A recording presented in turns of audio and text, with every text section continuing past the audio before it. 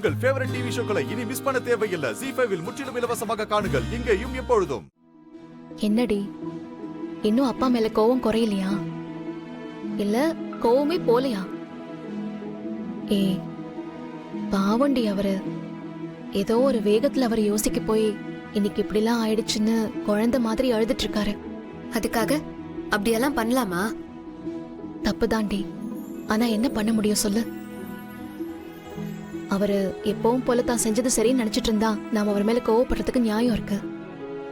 ஆனா செஞ்சது தப்புன்னு மன்னிப்பு கேட்கிறவர் மேல கோவத்தை காட்டுறதுல என்னடி இருக்கு? இது வேற யார் செஞ்சிருந்தாலுமே நான் அவ்வளவு பெருசா எடுத்துக்க மாட்டேன் பாரதி.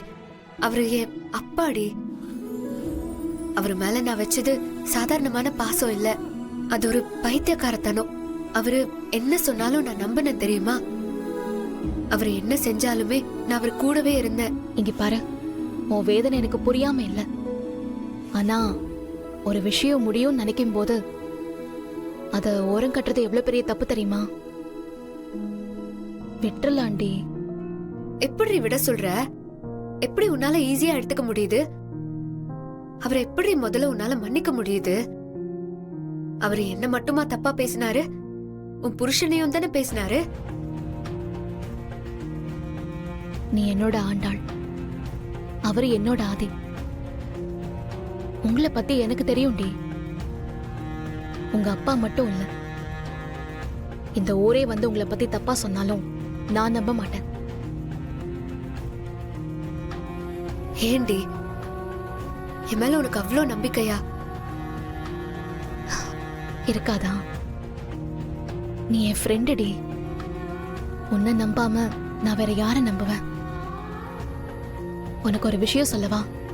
ஒருத்தருக்கு தப்பான அப்பா அம்மா இருக்கலாம், தப்பான புருஷனோ இல்ல பொண்டாட்டியோ இருக்கலாம். அண்ணா தம்பி அக்கா தங்கச்சின்னு யார் வேணாலும் தப்பா இருக்கலாம்.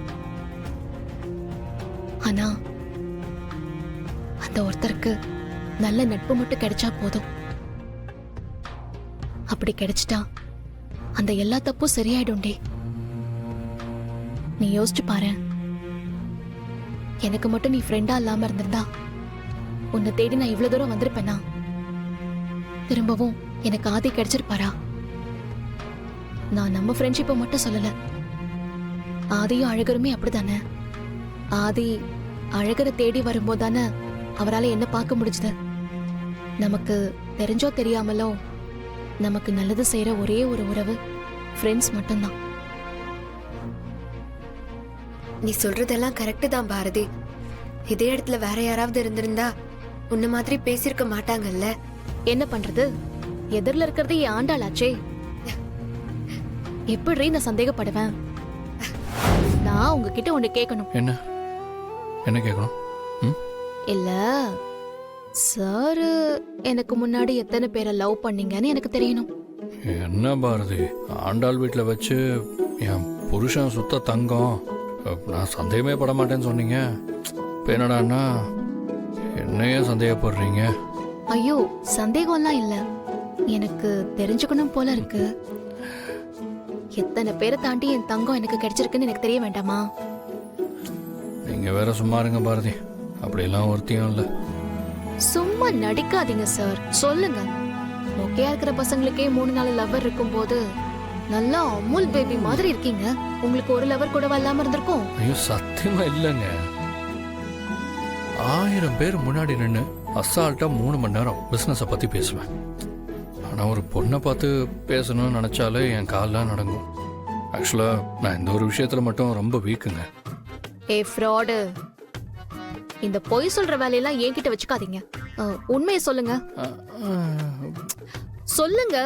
ஐயோ சத்தியமா இல்லைங்க. அது எப்படி ஒரு லவ் கூட இல்லாம இருக்குமா? அதெல்லாம் கண்டிப்பா இருக்கும். சொல்லுங்க. ஆமாங்க, ஒரே ஒரு லவ் ஸ்டோரி இருக்கு.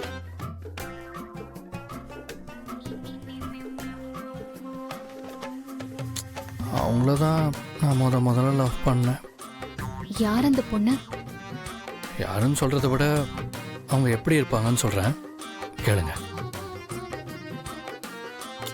ரொம்ப ஹைட்டும் இல்லை, ரொம்ப குள்ளமாகவும் இல்லை, ரொம்ப ஒல்லியும் இல்லை, ஆனால் ரொம்ப குண்டும் இல்லை.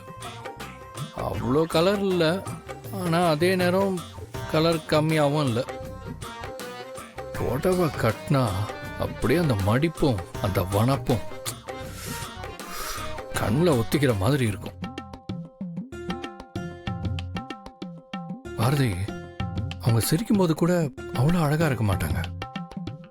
ஆனா செல்லமா முறைச்சு பார்த்தா அது வெறும் அழகு இல்லைங்க, பேர் அழகு. அந்த பேரழகி பேரு பாரதி தானே? பாரதியா?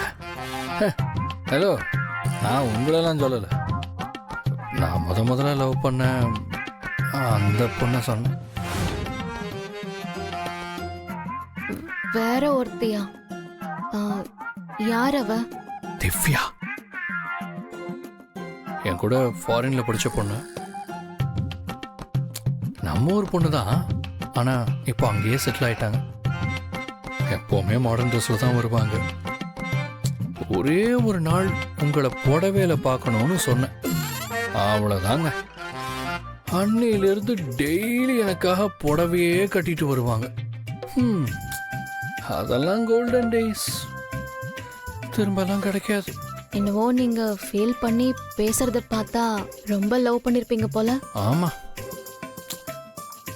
எங்க கிளாஸ்ல மோஸ்ட்லி ஃபாரின் ஸ்டூடெண்ட்ஸ் தான் இருப்பாங்களா, அதனால நாங்க 2 பேரும் மட்டும் தமிழ்ல ஓப்பனா பேசிப்போம்.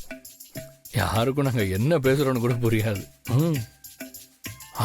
ஒரு நாள் நான் அவளையே பார்த்துட்டு இருக்கிறப்ப ப்ரொஃபஸர் பார்த்துட்டு டஸ்டர் எடுத்து என் மூஞ்சில அடிச்சிட்டாரு. உனக்கெல்லாம் அந்த சப்ஜெக்ட் புரியுமான்னு அவர் இங்கிலீஷ்ல கண்ணா அப்படின்னு திட்டிட்டு இருந்தார்.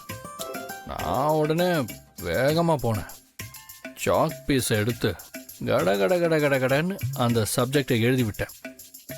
அவ்வளோதான், மொத்த கிளாஸும் கப் சிப்னு ஆயிடுச்சு.